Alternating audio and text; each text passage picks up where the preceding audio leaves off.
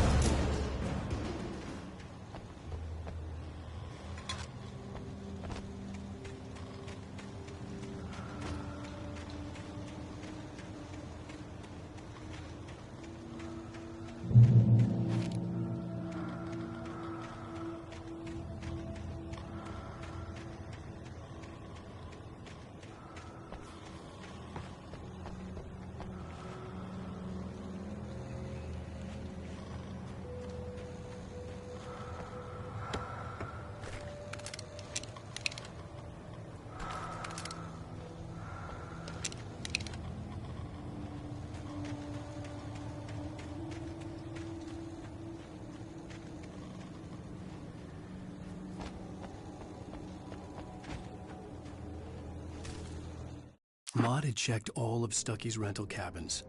There had been no sign of the Wakes. It was dark when he'd found their car parked at the end of the road by Cauldron Lake. It made no sense. They must have taken a wrong turn, but there was no sign of them, and the car had been there for hours already. Frustrated, Mott stood on the rotten ruin of the footbridge that had once led to Diver's Isle before it sank beneath the waves years ago. The boss wouldn't be happy.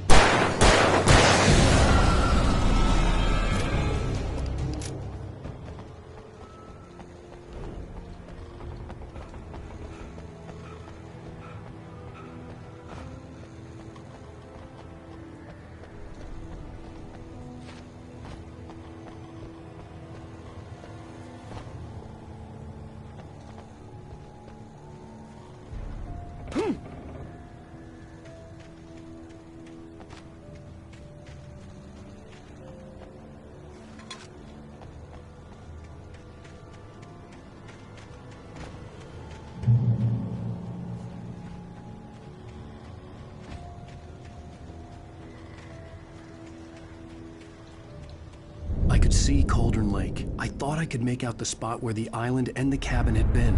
There was a light near it. It had to be a boat.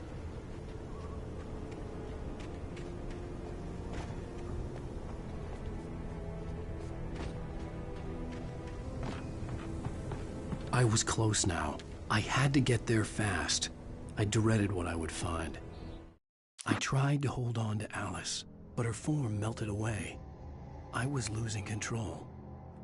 Dr. Hartman stood in her place. I wanted to hit him, but my arms were jelly. He smiled. It was a reassuring smile, and I hated him for it. I had to give you a sedative. Don't fight it. You went through another rough period. Right now, it's very important that you stay calm. We don't want you to have another episode. You're a patient at my clinic. Have been for a while now.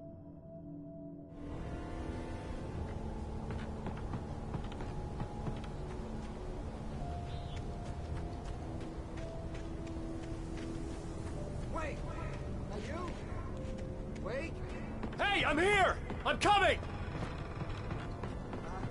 No! Get away! Sorry. Please, lady. The boss didn't know who he was messing with. I didn't know. I swear, I didn't know. We don't have his wife. We don't know where she is.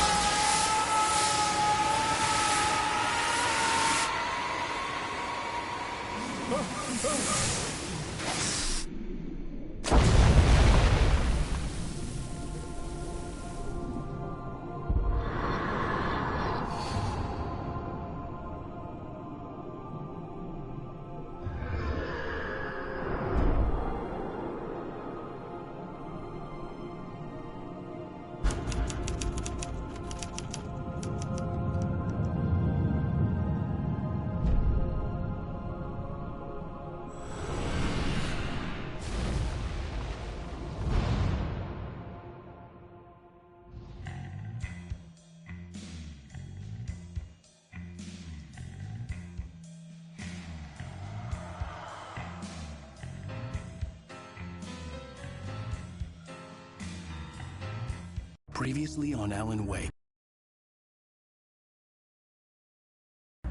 I'm hunted by the law. Sheriff, Wake's running. I'm giving chase. Are you seriously telling me that Ryder just took out my deputies? A thriller I supposedly wrote is coming true. The genre of the story seems to be shifting. It's turning into a horror story. I was told that Alice had been kidnapped, but that was a lie. We don't have his wife. We don't know where she is. Her purported kidnapper was eaten up by the dark presence before it attacked me.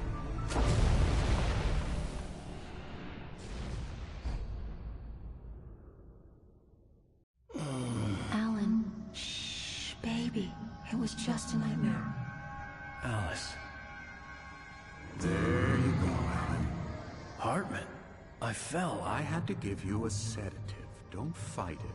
You went through another rough period. What? Right now, it's very important that you stay calm. We don't want you to have another episode. You're a patient at my clinic. Have been for a while now. The shock of your wife's death triggered a mental illness. No, you're lying. You're suffering from various symptoms of undifferentiated schizophrenia. Bastard. It's okay, Alan. Just let go.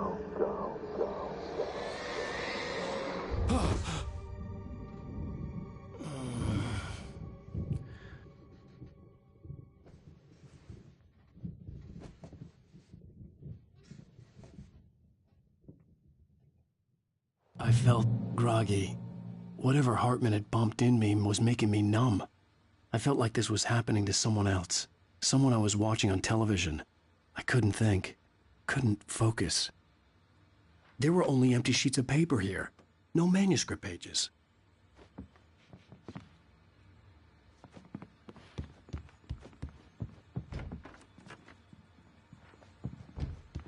The door was locked. I was a prisoner here. Good evening, Alan. Are we feeling better now? Feeling calm? Yeah. I see you brought your pet gorilla with you. So sure, I'm calm. I get the message. Loud and clear. Quite right. That's the spirit. You're being very brave, Alan. I understand you're confused. I would be more concerned if you weren't suspicious of me. I don't blame you for it. Big of you. Now, why don't you come with me? We'll reacquaint you with my clinic and go over everything you might have forgotten. Little walk and some fresh air? Yes, it will do you good. This corridor is for patients. Most of them aren't here right now. Jack took them out for a fishing trip, except for the ones who are particularly vulnerable, of course.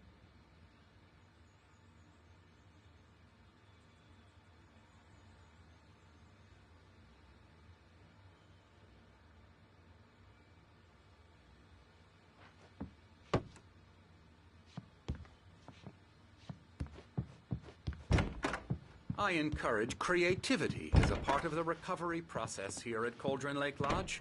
I specialize in treating artists. I bet you do. Splendid, Alan. I honestly believe we can get this thing under control if we work together. This way, Alan.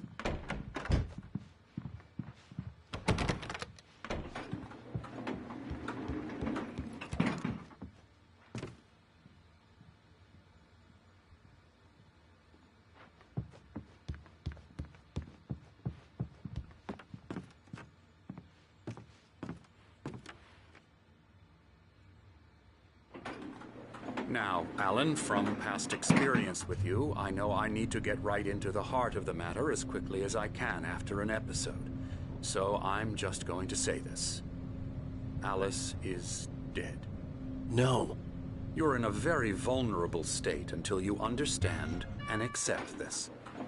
Alice drowned, and you couldn't face that. You're suffering from hallucinations, paranoid delusions, unusual thinking, an obsession about light and darkness, a feeling that everything revolves around you, your thoughts and dreams. Your mind has constructed an elaborate fantasy scenario in which your writings are affecting reality. She has been kidnapped and supernatural forces of darkness are trying to stop you. We go this way, Alan. I wasn't ready for another shot, so I went along with it.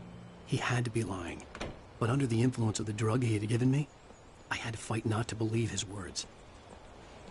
It's all in your head. You've been making it up. Apart from the tragic accident with your wife, no one has been killed.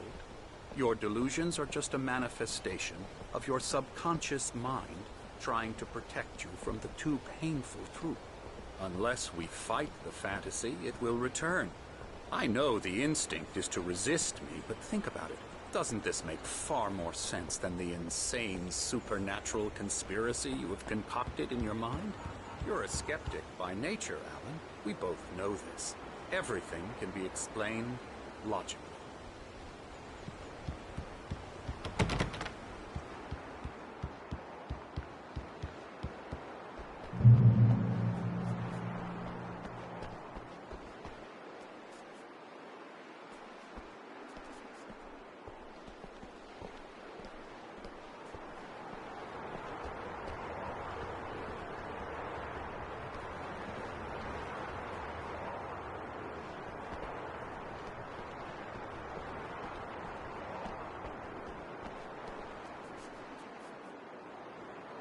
I never get tired of this view.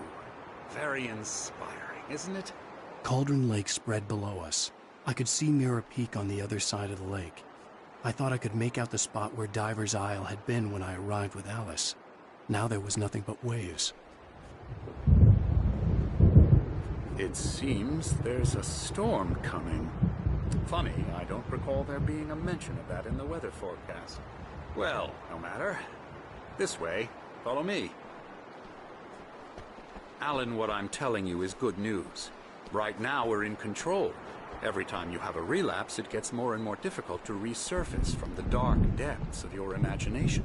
Not surprising, considering your profession. Imagination is what you work with. After all your nightmares, this should come as an immense relief to you. If it doesn't, why is that? Because I'm lying? Or because you don't want to admit that you're not well? It's very natural for you to think of me as your enemy. It's part of the illness. I let him talk. Hartman obviously loved his own voice. His words echoed madly inside my head. But I dug my nails into the palms of my hands to stay focused. You need to work with me. Once you accept that, we can begin the journey towards your recovery. Come along. Let's go inside.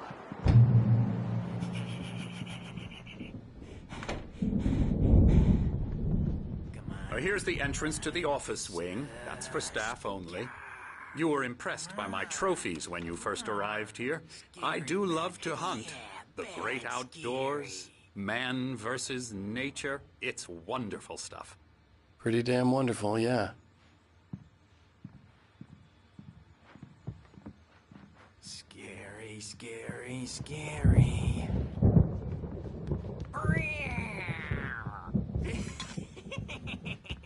Emerson.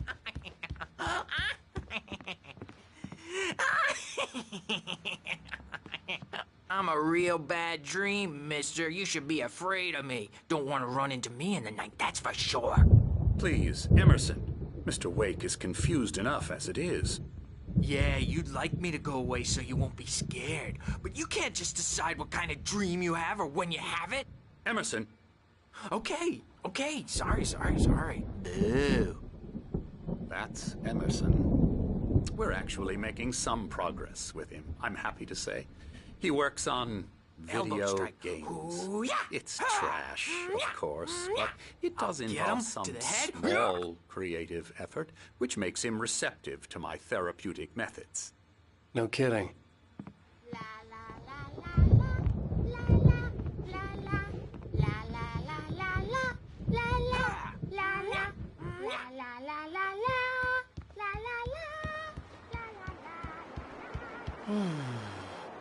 Oh, hello. I've painted you. Okay. I was just struck by inspiration a couple of days ago.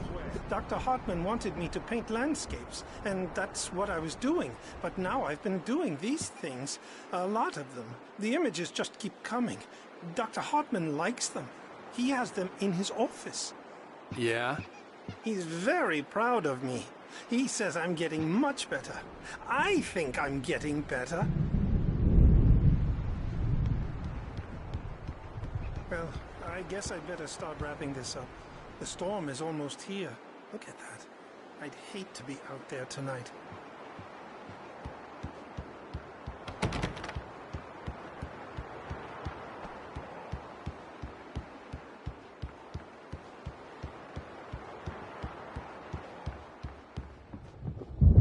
Now, you might have noticed the typewriter in your room. You've been writing as a part of the therapy. As soon as you feel up to it, you should continue.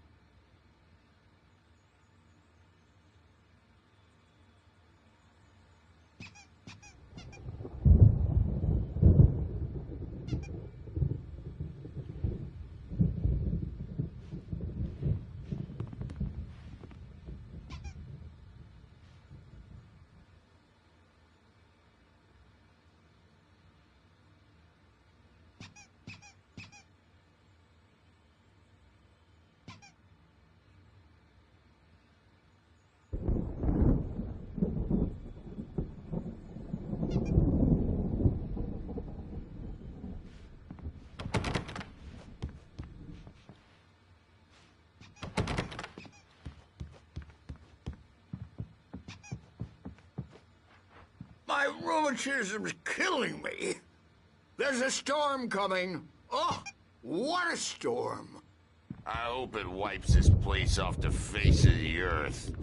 And these two are the Anderson brothers, Odin and Thor. They had how should I put this? A heavy metal band in the 70s and 80s called Old Gods of Asgard. They even adopted new first names to complete the image of Viking gods. After the band broke up, they lived on a farm nearby. They are, well, in advanced stages of dementia. They're well cared for, TLC and all that. There's nothing more that can be done. I'm afraid that the rock and roll lifestyle has left its mark. Oh, that won't do. I'm so sorry to cut this short for now, Alan. The power has been acting up. I'd better go check on it. We'll continue this soon. Meanwhile, when you feel up to it, return to your room and try to write. It really is for the best.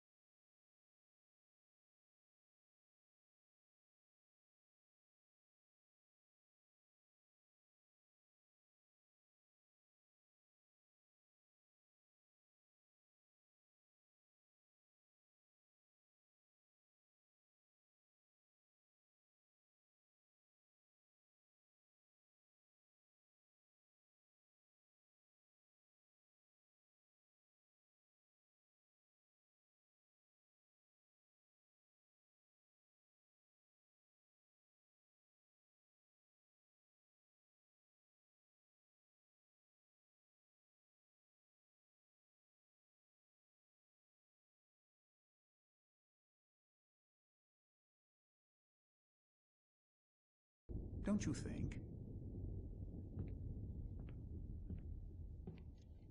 I'd like to bash his head in with a hammer. Oh, he'd love to fish out our secrets, but he has no clue. He's not crazy enough. Not crazy like us, Sonny. Yeah! Being crazy's a requirement, Sonny. Who else could understand the world when it's like this? It takes crazy to know crazy. That's the sanest thing I've heard in a while. Zane! You're all right, Tom. Hey, we like him, don't we, bro? He's got to go to the farm. The Anderson farm. Valhalla! We wrote it all down, lest we'd forget. A crash course. All you need to know to get your head right. You need to find the message. Here, Sonny, here's something for you. Gave me a rash, but I kept it safe from these bastards. Zane could feel the poems, taking form, shaping things. As he experimented, he imagined he could almost feel the power surging through the keys of the typewriter. It exhilarated him. But there was fear, too. If not for his young assistant Emil, he would have given it up. But Emil convinced him otherwise. He, too, had a way with words. My head was clearing up, or according to Hartman, I was sinking back into the fantasy. I was convinced he was lying to me about everything. Crazy or not, the Andersons made more sense.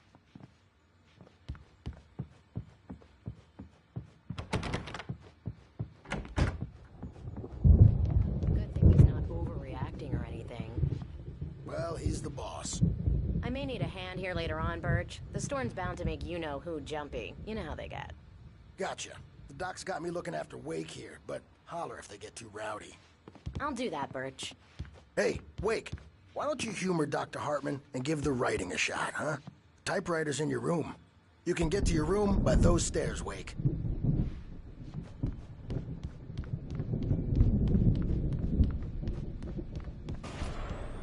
Something's wrong.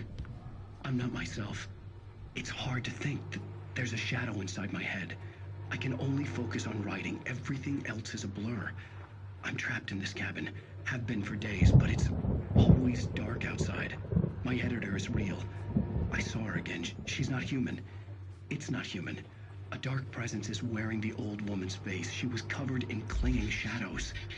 There's a hole in her chest where her heart should be. I think I've made a horrible mistake. I don't think I'm any closer to saving Alice. It's been lying to me, using me to get the story it wants, and the story will come true.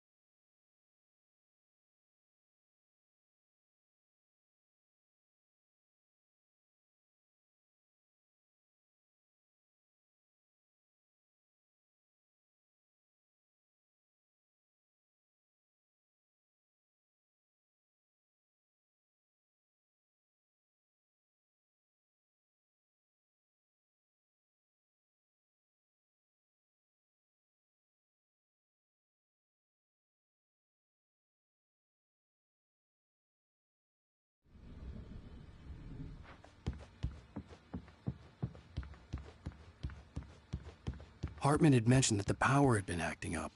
Maybe that was the reason for the generator and the work light on the balcony. The generator hadn't been activated, and there was no key. Hartman wanted me to write. I knew I couldn't, but I figured I should just play along for now. It was the only thing I could do with Nurse Birch watching me like a hawk.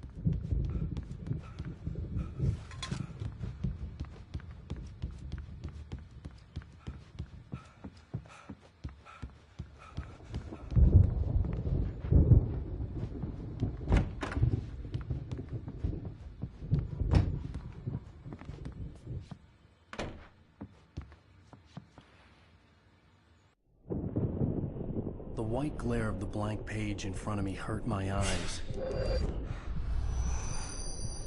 My hands began to shake uncontrollably. Everybody, calm down. Put that down. Bert, I need help. Hey, Wake, you stay here. I'm gonna go see what's up. You just keep doing what you're doing. Be cool, okay?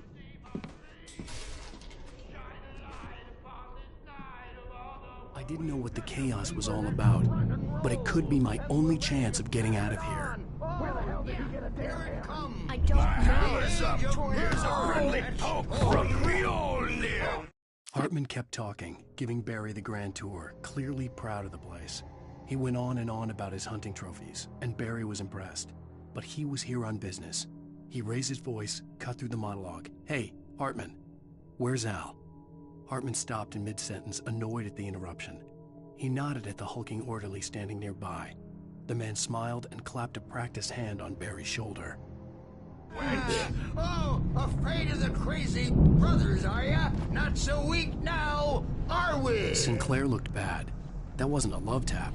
The crazy old fart hit her hard. If she was one of Hartman's goons, she had it coming. I could get the key to the office wing from Sinclair. I had to get to Hartman's office. He had taken all my manuscript pages. That's where he'd be keeping them.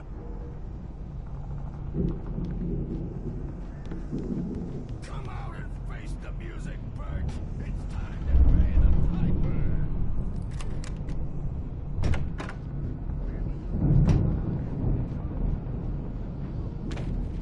Hartman wasn't happy.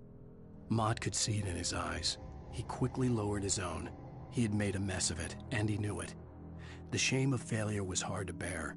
He hadn't expected Wake to say he needed more time, and he blurted out 2 days, less than Wake had asked for to show him who was in charge. But that wasn't part of Hartman's plan.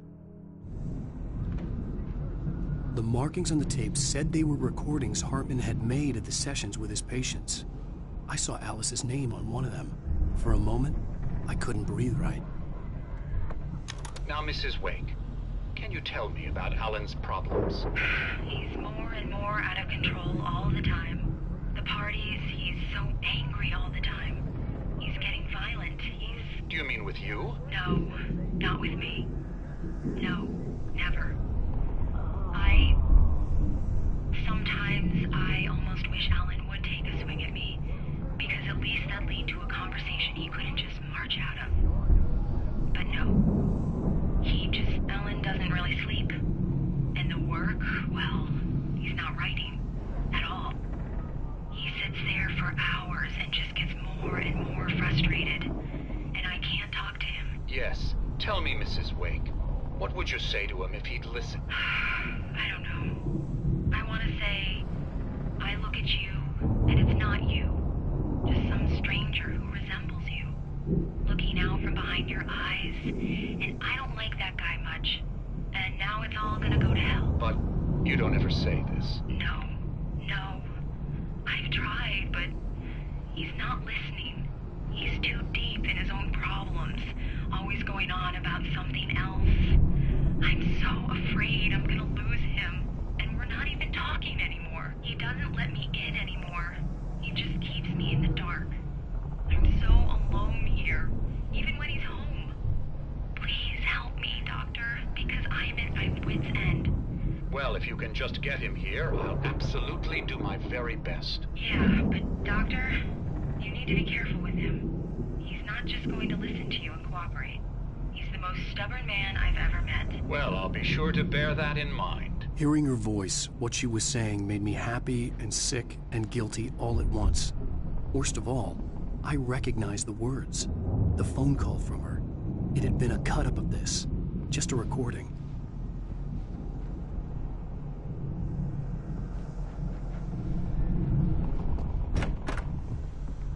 Let me out of here! The photo on the wall caught my attention. In it, the clinic staff was standing outside the lodge. I knew the man next to Hartman.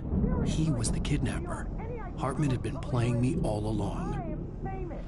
I represent a celebrity. They'll be looking for me. Oh, that's how you want to play it? Is that how you want to play it? Really? Okay, that's how we'll play it. It'll be hardball. All the way, jerk. Seriously, man, I'm willing to forget... Barry? Ow! About time! Barry, man, I'm glad to see you. We need to get to Hartman's office. It's right next door. You okay? Yeah. I mean, no! The cops found me at Rose's trailer, but they didn't hassle me too much. I'm obviously a victim in this, and I demanded to be treated as such. Or else I'd sue their asses. Speaking of asses, that vet gave me a real hard time, but I had no clue where you were. That guy's crazy, Al. But he let me go, and then I get a call from Hartman, that son of a bitch, who tells me you're here, and I should come pick you up, but when I got here, 2 goons clobbered me and stuck me in there. What's with the cutout? I stole it from the diner to piss off Rose after what she did to us. That'll teach her. Yeah, that's a harsh punishment. Come on, pal, we gotta get going.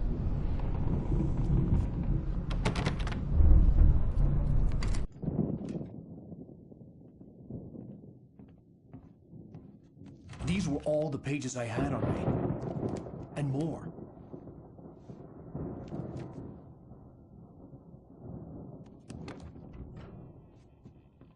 Alan, please. You're sliding back into the... Tell me one more lie and I'll shoot you in the face. Ah, well, it was worth a shot. Really, Wake, come on.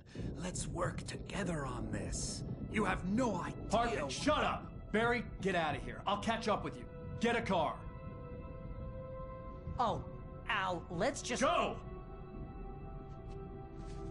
Wake, listen to me. This is a mistake. Don't you see? Together we can create something absolutely wonderful. With your ability and mine.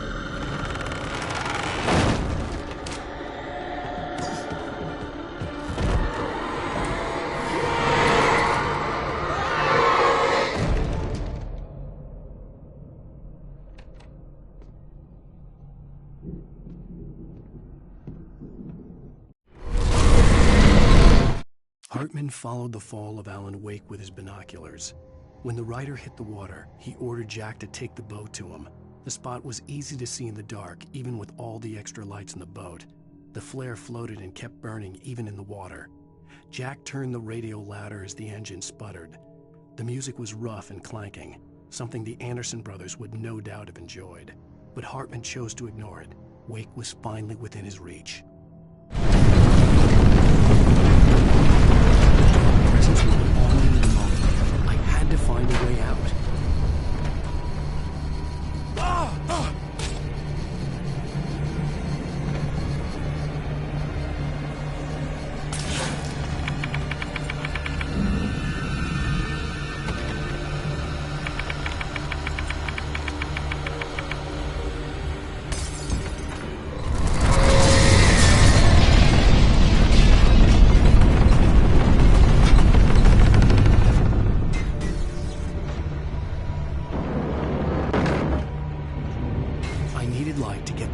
Bookshelves out of my way.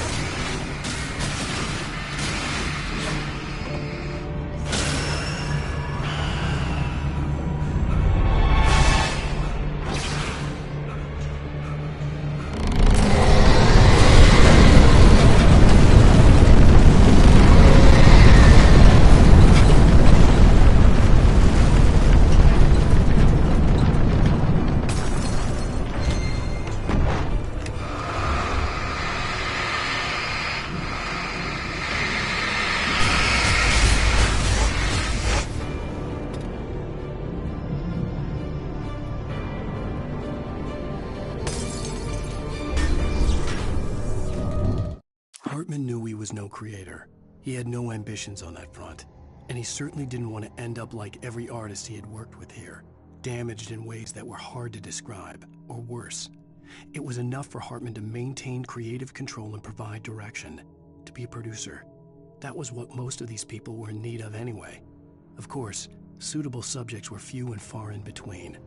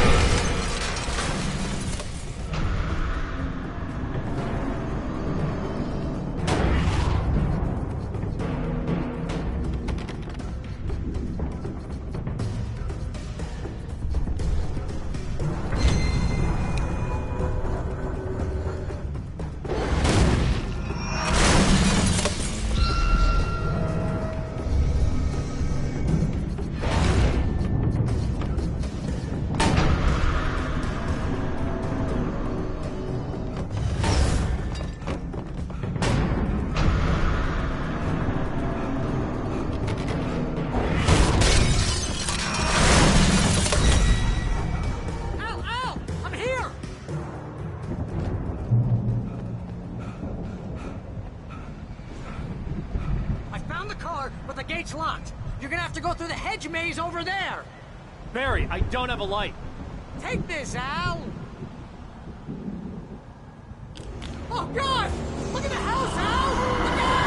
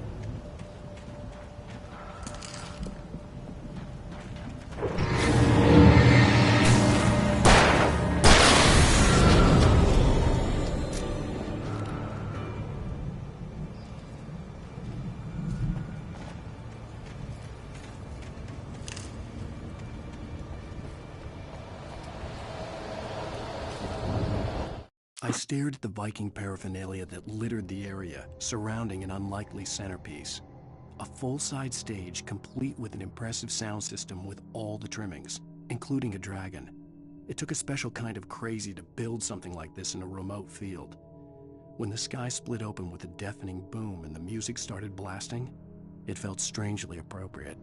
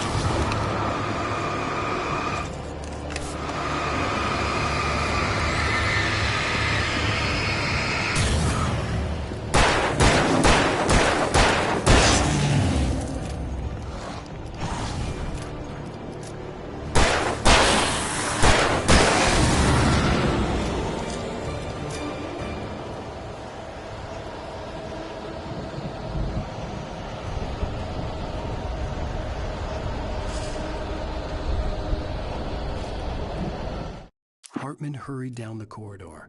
He had disliked leaving Wake when he was surely at his most susceptible to therapy. But this was not an ordinary storm. Wake had been writing, and he had woken something up in the depths of the lake. Now, it was coming for him. Hartman had naturally prepared for a situation like this. The idiot brothers would keep Wake distracted while Hartman double-checked everything, just to be sure.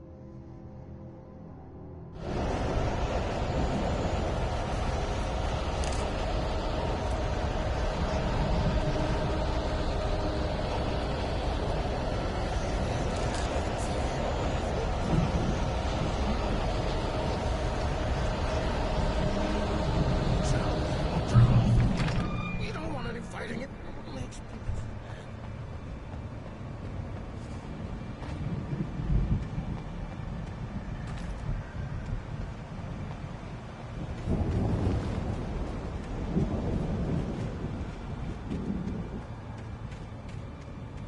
You get 2 pills in the morning, and then you'll be nice and calm all day long.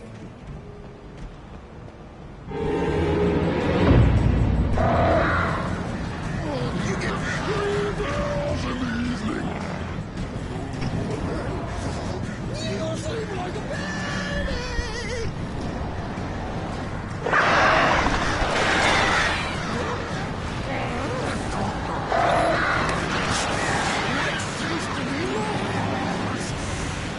That way we don't have any trouble.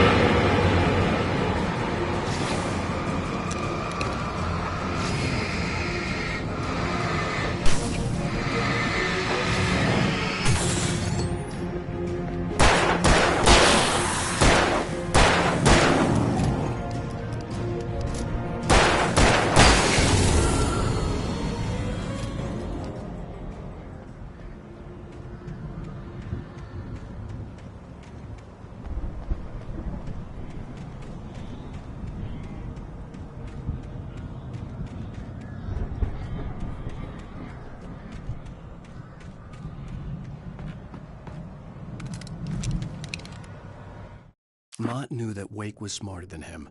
Wake had more money, a beautiful wife, everything. And Hartman said Wake was important. That made him better than Mott. But Mott was calling the shots now. He'd expected Wake to whimper and grovel, but instead, he seemed willing to fight. Mott knew he'd gotten under Wake's skin. If only Mott actually had his wife. The thought made him shiver.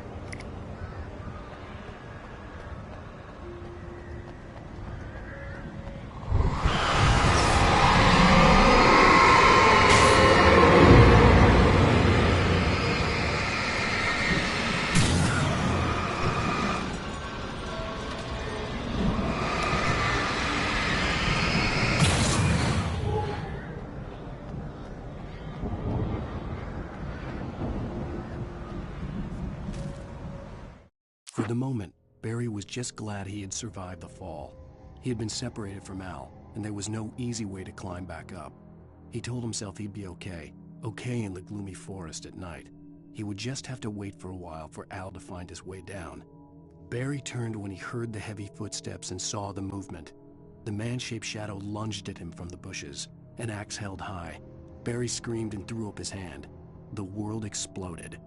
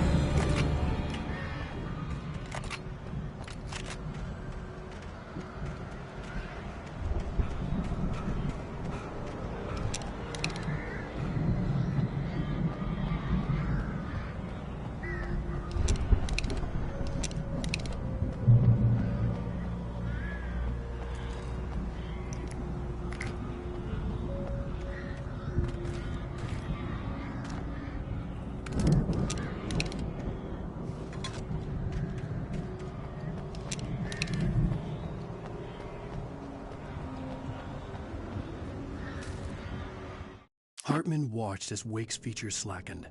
The man was bullheaded, no doubt. Even lying on the bed, he'd almost broken Hartman's nose the second time. But with a little time, he could break Wake down, give him proper direction. Wake was easily the most promising subject he'd had. Well, since Tom, really.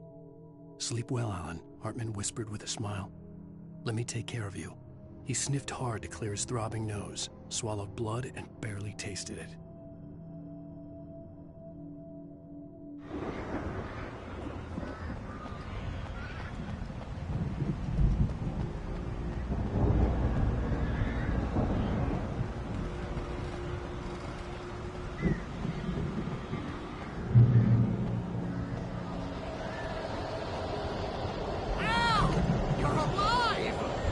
Get out of here. Can you open this gate? Maybe. Barry. Well, I slammed it shut when the nasty showed up, and the key fits kind of loose in the lock, so, I'll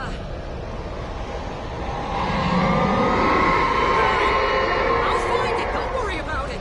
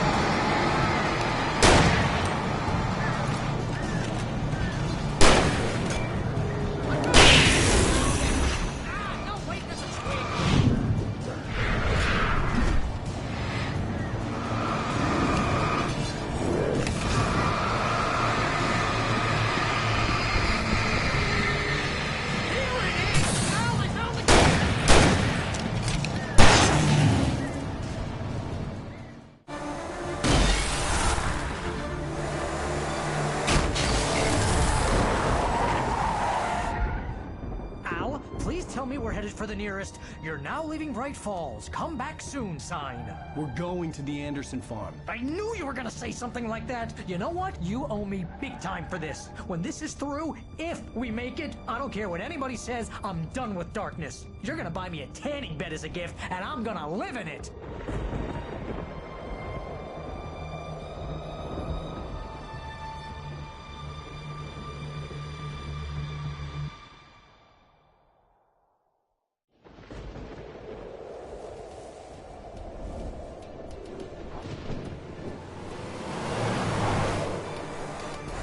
crazy, but that's fine, Barry.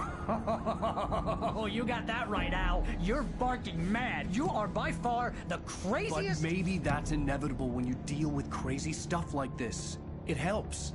This is happening, Barry. Alice, they never had Alice. She's trapped in the darkness at the bottom of the lake, but she's not dead. Al, how can you know that? I know, Barry. I can... Al, No, listen. I can bring her back. I can find her. There's something special about this place. The lake, it does something to the works of art created here. It makes them come true.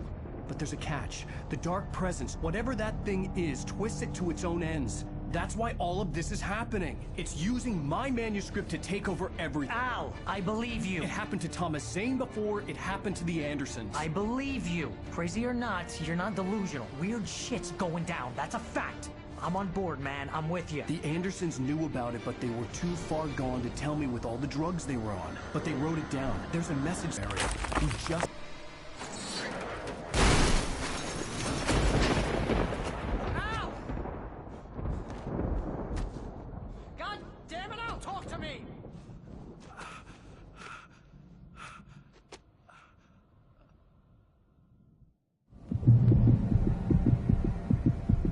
I had lost my gun in the crash. Barry was nowhere to be seen. Barry! Barry! Oh, man, you're okay! Jeez, it's good to hear your voice! I was trying to get out of the car, but the ground gave way. Man, what a drop! Don't worry, your cutout is fine. Forget that! Are you okay? I hit some bushes, didn't get a scratch. There's no way you can climb down, though. It's like a sheer wall. Al! There's something moving down here! Barry, it's a take-it! Use a flare, Barry! Yeah! Barry, are you alright? I'm good, Al! I'm great! Guess you never messed with anyone from New York City before, huh? Around to the farm, Al! I'll be waiting! Barry, just wait for me, okay? Al! I'm not staying here! It's suicide! I'm going to the farm! I'm gonna go ahead and secure the area. You can catch up. Don't worry about it. I'm on the case. Now he's Rambo. This would turn into a disaster if I didn't catch up with Barry.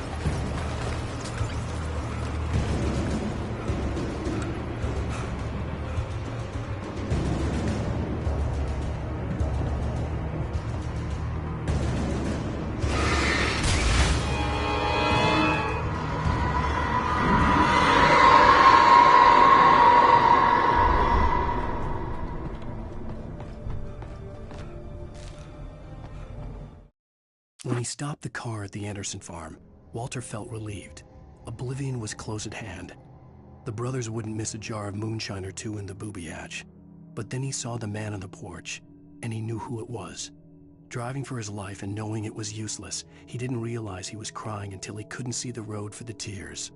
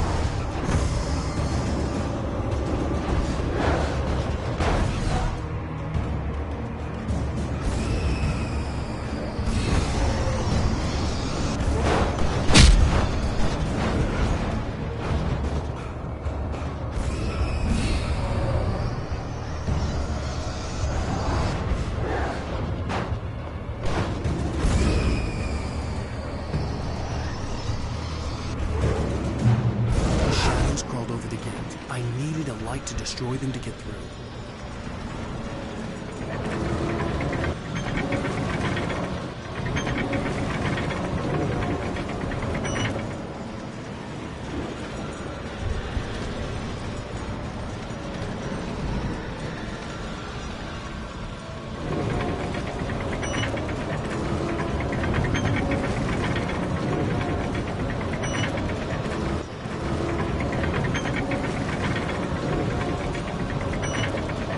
There'd still be a working generator somewhere around here to power up the old lights by the gate.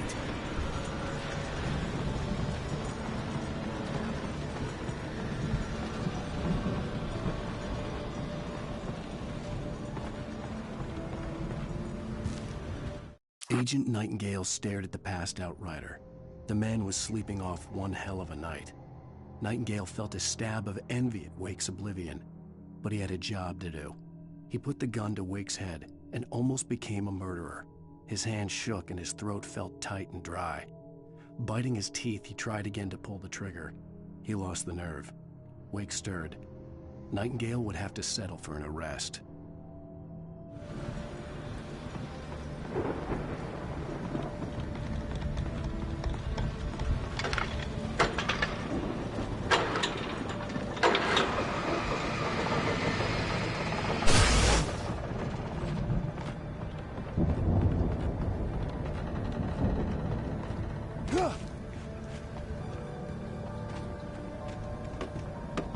I could sense the movement in the woods ahead. Facing the enemy without a weapon was dangerous, but I had no choice.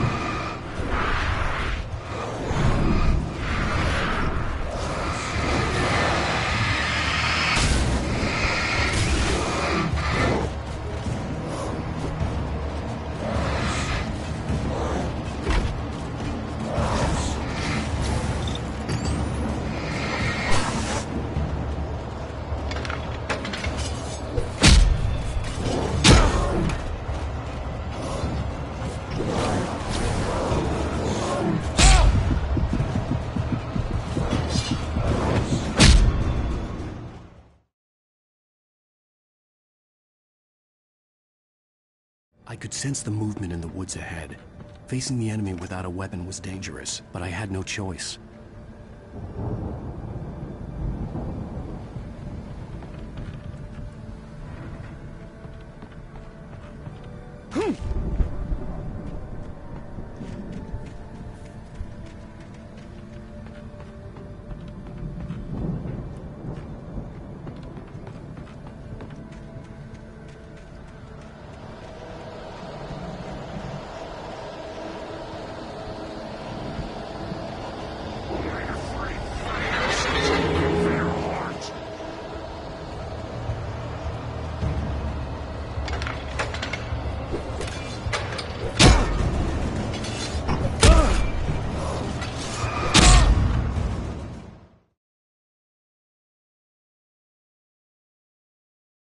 I could sense the movement in the woods ahead.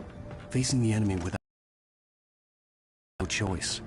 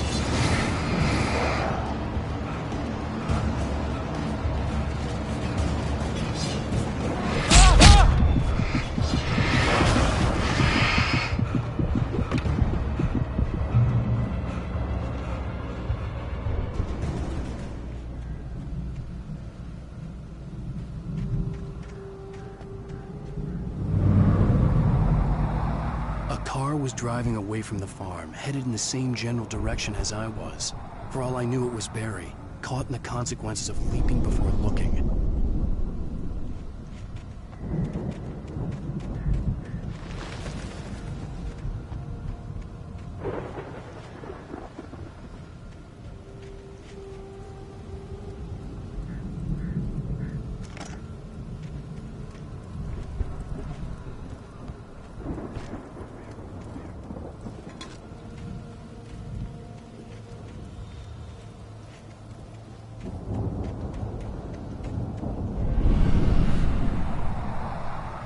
The car was heading for the cabin up ahead.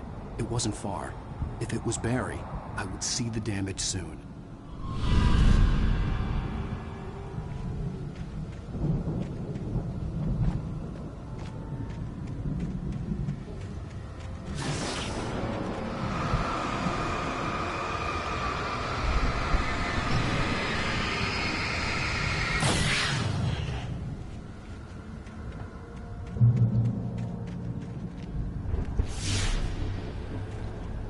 I'm trying to deliver each page to the right time and place. I'm trying to show you how the story goes. I had seen glimpses of the light before. I had seen it in my dream. It was a strange spaceman or a diver in a bulky suit. He was the one who'd been placing the pages on my path. The dark presence followed the choreography laid out to it in the manuscript, growing stronger and stronger, moving like a storm from one scene of destruction to the next. But it was still bound to follow the story and chained to the dark place it came from. When the story reached the end it longed for, it would finally be free.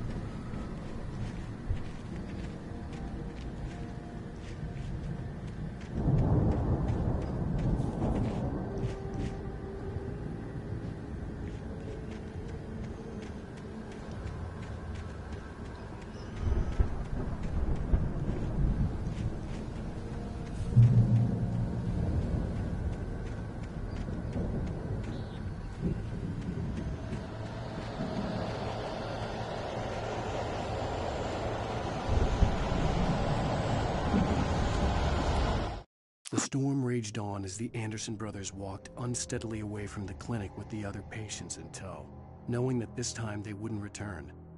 The darkness around them seethed with horrors, but Tor and Odin were unafraid. Their eyes glinted with guile. They knew every secret path, and there was blood on their hands. They had fought these shades before.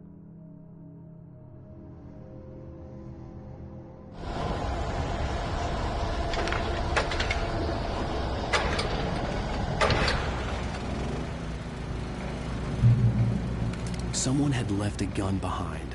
Now I had a fighting chance of reaching the farm.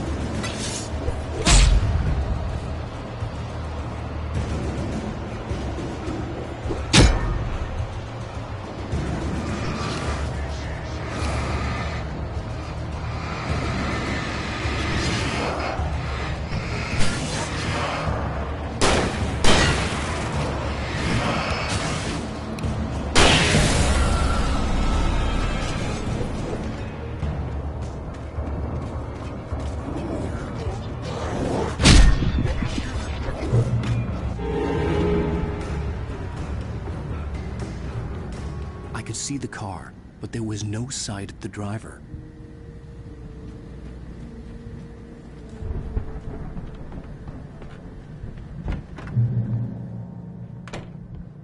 Hello? Anybody here?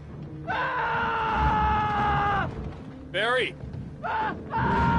No! Danny, you're not! Please!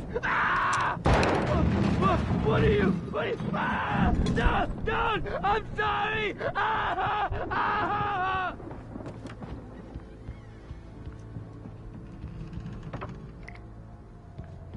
The front door was locked.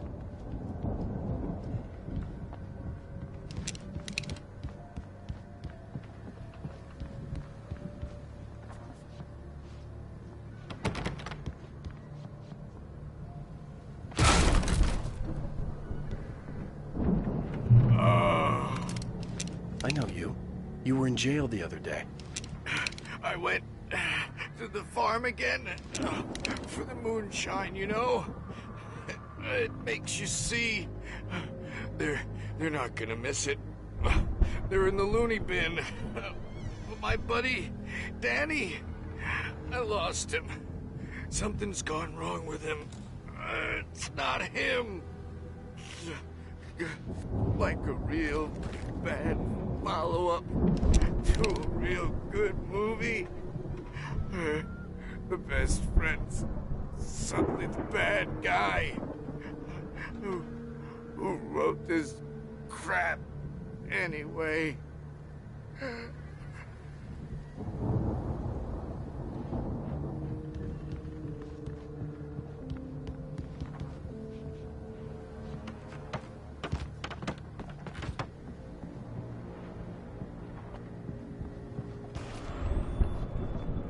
I've run through every possible course in my head.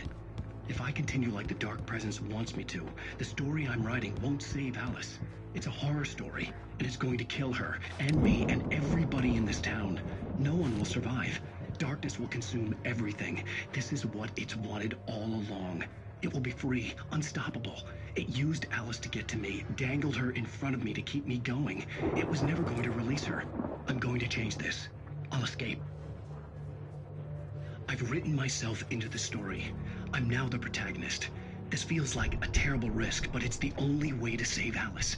I'll be bound by the events of the story just as much as anyone else who's been woven into it. The story must stay true for this to work. There have to be victims along the way, near escapes, cliffhangers. In a horror story, it can't be certain that the hero will succeed or even survive. He almost has to die. I'll write my own escape into the story next. I need help. Zane's going to be the one who will help me. I'll make it happen.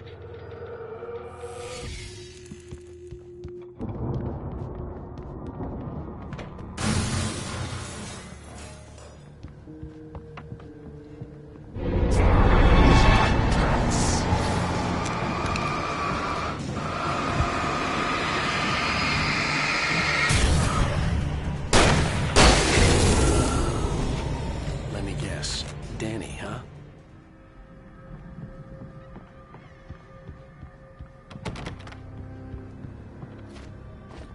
The farm was still a good distance away. I'd need a car to get there fast. For a moment, Hartman considered strangling the idiot. Mott was mean-spirited, but easily manipulated. An emotional infant who lived for his approval. Wake, by contrast, was a far more difficult subject. Mott had given him too much leash. In 2 days, who knew what could happen? Hartman would have to find a way to rein him in, and quickly.